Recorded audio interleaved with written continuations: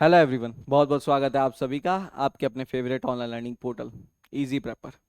Dear, RRB JE CBT 2 का examination हो गया। उसके बाद में बहुत सारी इंपॉर्टेंट इन्फॉर्मेशन पिछले कुछ दिनों में हुई है, बहुत उथल पुथल कुछ घटा है। जो शिफ्ट 2 थी उसके पेपर को निरस्त कर दिया गया, यानी शिफ्ट 2 के बच्चों को वापस से नए सिरे से सीबीटी 2 का एग्जाम देना होगा। वहीं पर शिफ्ट 1 के बच्चे अभी भी बेसिकली एलिजिबल है, उनका वही पेपर कंसिडर किया जाएगा। तो अगर हम बात करें शिफ्ट 1 के अंदर सिविल इंजीनियरिंग के लिहाज से ऐसे कौन से सवाल आपको देखने को मिले जहां पर कोई ना कोई द्वंद्व है या उधर आंसर गलत होने की पूरी पूरी संभावना है, यानी वो क्वेश्चंस जो कि चैलेंजेबल है, जिनको आप चैलेंज कर सकते हैं। तो आज के सेशन में हम डिस्कस करेंगे सिविल इंजीनियरिंग के लिहाज से उन क्वेश्चंस की जिनको चैलेंज किया जा सकता है। आपको आपके दोस्तों को आपको वेट नहीं करना चाहिए। वैसे अगर देखते तो 50 रुपीज पर क्वेश्चन इसका चार्ज रखा गया। एक टाइम पर आप 10 क्वेश्चन चैलेंज कर सकते हैं।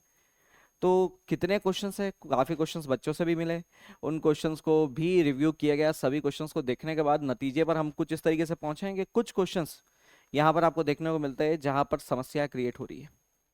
अब उनका चिंता की बात नहीं है, प्रॉपरली आपको यहाँ पर पहली बात तो क्वेश्चन के बारे में बताया जाएगा और उसका प्रूफ क्या लगाना है वो प्रूफ भी मैं लेकर आया हूं। तो प्रूफ भी आप देख सकते हैं कि आपको ये प्रूफ लगाकर आप जो है उसको चैलेंज मार सकते हैं। इसका पीडीएफ आपको जरूर कमेंट सेक्शन में लिंक मिल जाएगा, तो आप वहां से इस पीडीएफ को डाउनलोड कर सकते हैं। आप चाहे तो यहाँ से एक्सट्रैक्ट करें, नहीं तो मैंने कहाँ से वो प्रूफ लिया है उसका भी मैं आपको प्रॉपर सॉल्यूशन बताऊंगा, तो आप वहां से भी डायरेक्टली उस प्रूफ को ले सकते हैं।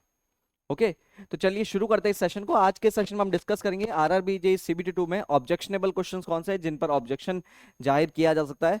हम शिफ्ट 1 के क्वेश्चंस को ही ले रहे हैं, शिफ्ट 2 के क्वेश्चंस को लेने से कोई सेंस नहीं बनता अब, क्योंकि शिफ्ट 2 जब निरस्त हो ही चुकी है तो कहें का ऑब्जेक्शन भाई। कोई ऑब्जेक्शन नहीं है। पहले क्वेश्चन से शुरुआत करते हैं। कौन कौन से ऐसे क्वेश्चंस थे, आपको मैं क्वेश्चन आईडी भी बता दूंगा जिससे आप उस क्वेश्चन को आइडेंटिफाई कर सकते हैं। क्योंकि देखो क्वेश्चन का, जैसे मैंने जो पेपर लिया उसमें क्वेश्चन नंबर 57 था, लेकिन कोई जरूरी नहीं है आपके क्वेश्चन में ये 57 नंबर पे ये क्वेश्चन देखने को मिले। क्या आप ये स्क्रीन अच्छे से देख पा रहे हैं? क्या आप पढ़ पा रहे हैं? क्या समस्या है यहाँ पर? तो पहला क्वेश्चन अगर हम देखते हैं तो ये क्वेश्चन है slate and laterite are examples of.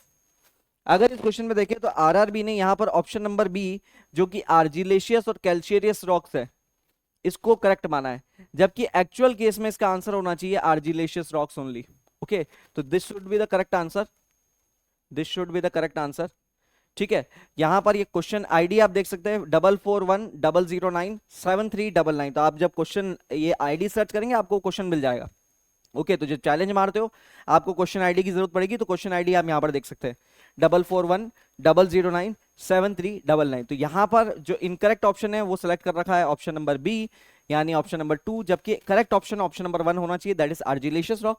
इसका अगर आप प्रूफ देखते हैं तो आप अगर रंगवाला बुक देखते हैं आपके पास, तो उस रंगवाला के अंदर अगर आप आर्जिलेशियस रॉक्स की डेफिनेशन देख रहे हो तो वहां पर दिख रहा है in this rocks clay predominates, such rocks may be dense and compact and they may be soft. Examples दे रखे हैं स्लेट्स और लेटराइट्स, एग्जांपल्स दे रखा है स्लेट्स और लेटराइट्स।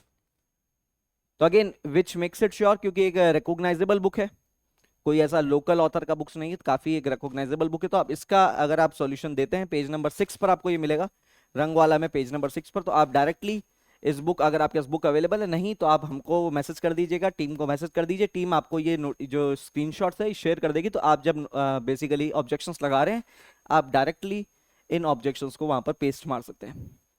ठीक है, तो पहला क्वेश्चन आपके पास रिगार्डिंग था स्लेट्स और लेटराइट के रिगार्डिंग, जहां पर करेक्ट ऑप्शन ऑप्शन नंबर 1 होना चाहिए। ऑप्शन नंबर 2 इसने करेक्ट माना है, तो इस बच्चे ने भी ऑप्शन नंबर 2 को ही सिलेक्ट किया था, तो इनके लिए चूजन ऑप्शन भी 2 था। तो ये तो इनको तो नुकसान हो जाएगा बेटा, इनको तो नुकसान हो जाएगा। बट अगेन अगर हम यहाँ पर देखते हैं तो करेक्ट ऑप्शन ऑप्शन नंबर 1 होना चाहिए। ठीक है, अगर हम बात करें दूसरे क्वेश्चन की, तो यहाँ पर देखने को मिल रहा है question number 45, that is question किस हिसाब से, विच of the following statements is or are correct about the variation of magnetic declination। तो question is related to magnetic declination, आपके सर्विंग का क्वेश्चन है। 3 स्टेटमेंट दे रखे हैं। पहला statement magnetic declination is more at magnetic poles and lets at equator, बिल्कुल सही है। दूसरा स्टेटमेंट अगर हम बात करें magnetic declination is more in the summer than in the winter, again this statement is correct. But third statement अगर आप देखते हैं magnetic declination is more at night and less in the day.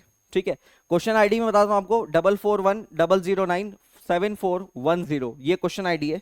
अगर हम इसका बीसी पुनमिया बुक के हिसाब से बात करें तो बीसी पुनमिया अगेन एक आपके पास बहुत ही फेमस बुक है। अगर हम डायगोनल वेरिएशंस की बात करें तो लोकेलिटी के हिसाब से मैग्नेटिक पोल पर ये वेरिएशन ज्यादा होता है, इक्वेटर पर कम होता है। ठीक है, पहला statement. More in summer less in winter, ये भी स्टेटमेंट सही है।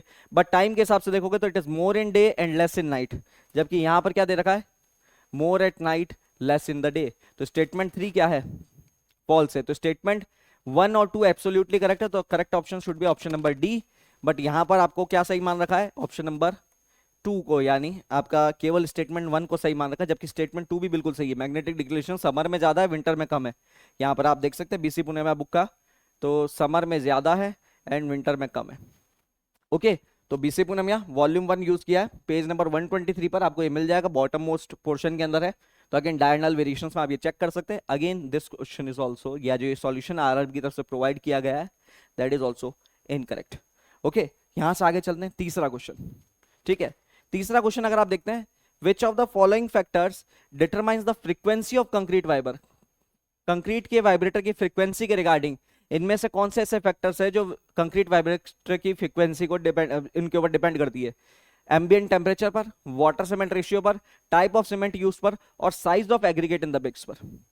अगर आप आईएस कोड चेक करेंगे, कौन सा, 3588, तो वहां पर आप क्लियरली पढ़ सकते हैं, सेक्शन नंबर 6.1.2 सेक्शन है ये, section number 6.1.2, it has been proved conclusively that the best compaction is achieved at resonant conditions. In other words, one should try to match the frequency of the vibration with aggregate size in the concrete mix। IS code कह रहा है बेटा, IS code सरकारी दस्तावेज है, सरकारी दस्तावेज खुद कह रहा है कि जो फ्रीक्वेंसी की जो वाइब्रेशन है, वाइब्रेशन की जो फ्रीक्वेंसी है वो एग्रीगेट साइज के साथ में रेजोनेंट होना चाहिए। और यहां पर आप देखते तो ऑप्शन नंबर डी दे भी रखा है, तो size of aggregate in the mix, जबकि इन्होंने वाटर सीमेंट रेशियो को करेक्ट मान रखा है। अगेन क्वेश्चन आईडी आप चेक कर सकते हैं, 4410092927 अगेन इधर ऑप्शन नंबर डी करेक्ट होना चाहिए, ऑप्शन नंबर बी को करेक्ट माना गया। तो आप यहां पर भी चेकआउट कर सकते हैं, मैंने आईएस कोड का स्क्रीनशॉट भी लगा रखा है, और आईएस 3558 में सेक्शन नंबर 6.1.2 पेज नंबर 9 पर आपको ये सेक्शन मिल जाना है, तो आप इसका स्क्रीनशॉट लेकर इसको प्रूव कर सकते हैं। सरकारी दस्तावेज है तो उसमें तो कोई भी दिक्कत नहीं आने वाली है बिल्कुल भी। ठीक है, नेक्स्ट क्वेश्चन बात करते हैं आपके नॉन टक पोर्शन के अंदर से। नेक्स्ट एक क्वेश्चन है जो कि आपके नॉन टक पोर्शन में से, विच of the following options is not a greenhouse gas, इनमें से कौन सी गैस ग्रीन हाउस नहीं है। देखो मजे की बात है, nitrous oxide green house gas है, कार्बन डाइऑक्साइड है, मीथेन है, कार्बन टेट्राक्लोराइड भी है। यहाँ चारों ही ऑप्शन गलत है, यहाँ पर चारों ही ऑप्शन गलत है। अगर आप बात करते हो कार्बन टेट्राक्लोराइड की यानी CCl4 की, तो ओजोन डिप्लीशन तो करवाती है क्योंकि क्लोराइड आयन है, लेकिन it is also green house gas. ठीक है, क्वेश्चन आईडी बताता हूं आपको, 441009240056। ठीक है, तो अब इस क्वेश्चन का मैं कैसे कह रहा हूं ये गलत है, ये ओपन फॉर ऑल, सभी ऑप्शंस गलत है। अगर आप IPCC या फिर वर्ल्ड क्लाइमेट रिसर्च प्रोग्राम की अगर वेबसाइट को चेक करते हैं, क्लियरली मेंशन्ड है, carbon tetrachloride is a major ozone depleting substance and a greenhouse gas, ozone depletion potential भी लिख रखा है, और global warming 100 year global warming potential भी 1730, काफी हाई पोटेंशियल है। तो उस केस में आप बोल सकते हैं कि carbon tetrachloride is also what, a greenhouse gas.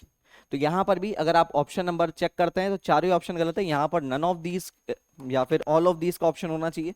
Again चारों ऑप्शन के अलावा एक पांचवा ऑप्शन होना चाहिए, ऑल ऑफ दीज अगर हम बात करें तो ये सारे के सारे ऑप्शन क्या है, green house gases, sorry not a greenhouse gas की बात करा तो नन ऑफ दीज। ठीक है, it is not a greenhouse gas, ये सभी ग्रीन हाउस गैसेस है, all 4 are green house gases. Okay, चलिए, तो अगर यहां पर बात करते हैं तो यहां पर भी चारों ही ऑप्शन गलत है आपके पास, none of the options are correct, सभी ऑप्शंस क्या है, ग्रीन हाउस गैसेस है। Next question, due to global warming the temperature of earth has increased by. अब अगेन ये आप क्वेश्चन देखोगे तो आपको बहुत सारे जर्नल्स में ये ऑप्शन बिल्कुल सही दिखेगा। आप अगर इस क्वेश्चन की वेरीफाई करोगे तो ये क्वेश्चन बेसिकली अगर आप एनवायरमेंटल इंजीनियरिंग की बुक देखते हैं, एनवायरमेंटल इंजीनियरिंग की बुक्स देखते हैं, तो अकॉर्डिंग टू ओल्ड डेटा, पुराने डेटा के हिसाब से ये बिल्कुल करेक्ट है, पुराने डेटा के हिसाब से करेक्ट है। एनसीईआरटी की कुछ किताबों में भी आपको ये सही दिख जाएगा। ठीक है। रिगार्डिंग टू इन्वायरमेंट और जो आप ज्योग्राफी की बुक्स पढ़ते हैं वहां पर भी अगर आप देखते हो तो ये आपका ऑप्शन बिल्कुल सही दिख जाएगा सर, 0.6 डिग्रीज। रीजन क्या है, जो एनसीईआरटी की पुरानी किताब है वहां पर इस डेटा को बिल्कुल ये डेटा पुराना 90s के दशक का डेटा है, तो ये बिल्कुल सही था। लेकिन क्वेश्चन तो आज पूछ रहा है ना बेटा, क्वेश्चन तो आज पूछ रहा है। अगर देखो चैलेंज करना नहीं करना वो आपके ऊपर है, लेकिन करंट डेटा के हिसाब से ये भी गलत है। करंट डेटा अगर आईपीसीसी का अगर प्रेस रिलीज प्रेस नोट देखते हो आप, तो given the ट्रेमेंडस side of heat capacity of the global oceans to take a massive amount of added heat energy to raise the earth's average yearly surface temperature, even a small amount, roughly 2 degree Fahrenheit or 1 degree Celsius increase in global average surface temperature that has occurred since the pre-industrial area. तो again अगर current scenario की बात करें तो 1 degree Celsius के आसपास का temperature change है आपके पास, जबकि अगेन यहाँ पर बहुत कम डेटा 0.6 डिग्री आपके पास ऑप्शन में दे रखा है। तो अगेन पुराने डेटा के हिसाब से बात करो तो करेक्ट डेटा था, लेकिन कॉन्करेंट नए डेटा के हिसाब से बात करो तो आईपीसीसी के जर्नल्स अगर आप चेक करते हो तो यहाँ पर डेटा चेंज हो चुका है। इनफैक्ट फ्रेश डेटा जो 2017 में भी आया था उधर 1.1 डिग्री सेल्सियस की बात कर ली गई है। ओके, तो अगेन इसके अंदर भी समस्या है, इस क्वेश्चन के अंदर भी। अब कुछ ऐसे क्वेश्चंस को डिस्कस, ये तो वो क्वेश्चंस हो गए यहां तक हमने डिस्कस किए, टोटल 5 ऐसे क्वेश्चंस जहां पर आपको समस्या देखने को मिल रही है। अब कुछ ऐसे क्वेश्चंस जो बच्चों द्वारा भेजे गए थे कि सर इनमें हमको डाउट है कि ये गलत है, लेकिन जब उनको जांच पड़ताल की गई तो वहां पर समझ में आया कि भैया उन क्वेश्चन में कोई समस्या नहीं है। वैसे कुछ क्वेश्चंस मैं आप लोगों के साथ डिस्कस कर देता हूं जिनमें आपको चैलेंज डालने से कोई खास बेनिफिट मिलने वाला नहीं है। जैसे यहाँ पर एक क्रैक दिखा रखा था, बोला था कि identify the type of crack, vertical, horizontal, toothed crack और डायगोनल। बच्चों का कहना था सर ये टूथेड क्रैक होना चाहिए। देखो अगर टूथेड क्रैक होता ना तो उस केस के अंदर कुछ क्रैक्स आपके पास जैसे की का तरीका होता ना, लॉक एंड की वाला सिस्टम, उस तरीके से काम होता अगर ये क्रैक्स होता तो it could have been a toothed crack. लेकिन यहां पर आप देख रहे हो तो ये डायगनली आपके पास क्या कर रहा है, प्रोपोगेट कर रहा है, ये क्रैक डायगनली ही प्रोपोगेट कर रहा है। ठीक है, यहां पर आप देख भी सकते हो, अगर आप डायगनल क्रैक देख रहे हो ये रियल लाइफ फुटेज है बेसिकली। तो यहां पर भी ये जो क्रैक है कुछ इसी टाइप का है, it is a diagonal crack. तो यहां पर जो ऑप्शन आरआरबी ने माना है वो डायगनल क्रैक की है, और यहां पर हमारा हिसाब से ये ऑप्शन बिल्कुल सही है, क्योंकि टूथेड क्रैक कहने के लिए आपके पास लॉक एंड की मैकेनिज्म जैसा क्रैक आपको देखने को मिलना चाहिए, जो कि यहाँ पर देखने को नहीं मिल रहा है। ठीक है, तो ये बेसिकली क्या है, एक डायगोनल क्रैक का एग्जांपल है। आप रियल लाइफ फुटेज देख सकते हो, it is also diagonal crack, क्योंकि जो क्रैक बन रहा है उसकी अगर एक्सेस देखोगे इट इज डायगोनल एक्सेस।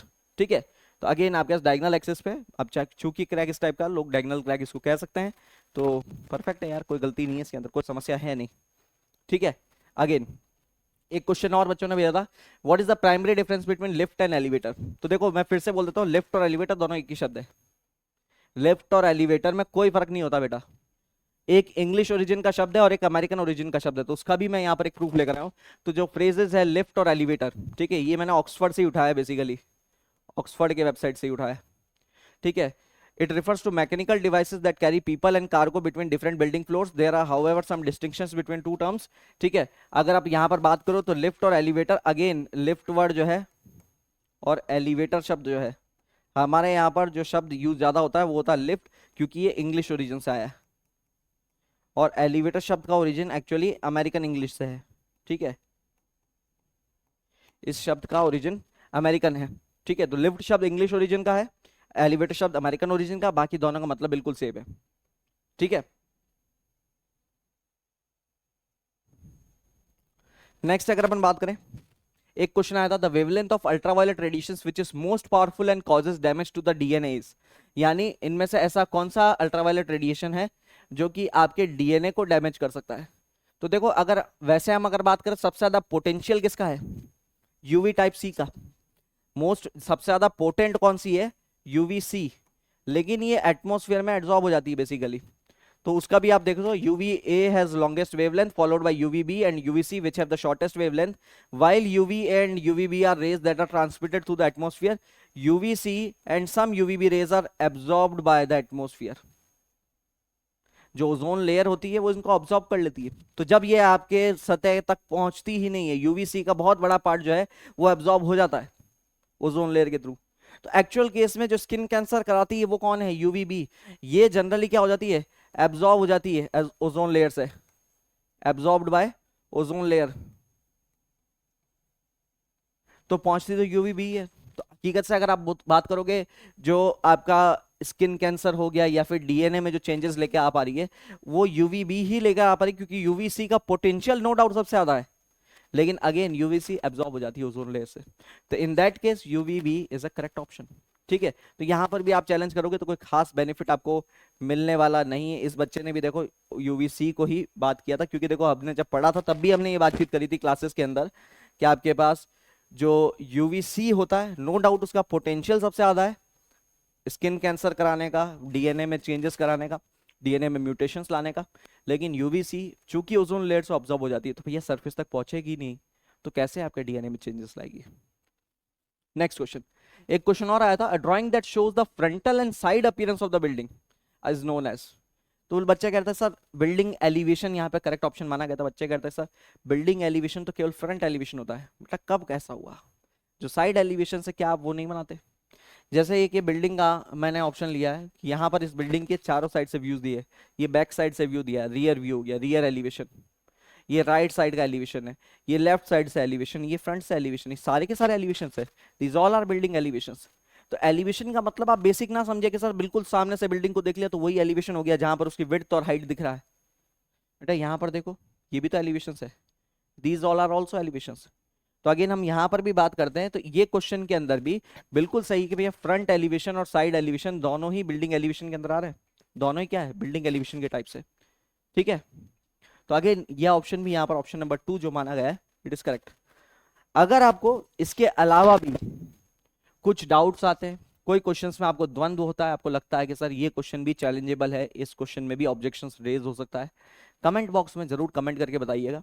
उसके रिगार्डिंग भी अगर कोई प्रूफ होता है, अगर कोई इसमें समस्या लगती है, हम आपको जरूर इन्फॉर्म करेंगे। पूरी आपकी टीम में से कोई ना कोई आपसे करेक्ट जरूर कर लेंगे और उस चीज का सॉल्यूशंस आपको प्रोवाइड किया जाएगा। ओके, तो ये कुछ वो क्वेश्चंस है जो शिफ्ट 1 में ऑब्जेक्शनेबल थे, और किन क्वेश्चंस में हमने ये भी क्वेश्चंस की बात करी जो ऑब्जेक्शन लगाना उनके ऊपर कोई जायज़ बात नहीं होगी। अगर ऐसे कुछ और क्वेश्चंस हो तो आप सजेस्ट कर सकते हैं। तो आज के सेशंस को इतना ही, आज के सेशन में बस इतना ही। नेक्स्ट सेशंस में मिलेंगे, बात करेंगे और बहुत सारी खबरों की। तो ऐसी ज़रूरी और इम्पोर्टेंट इन्फॉर्मेशन के लिए जुड़े रहिए जी प्रेप के साथ। Thank you so much.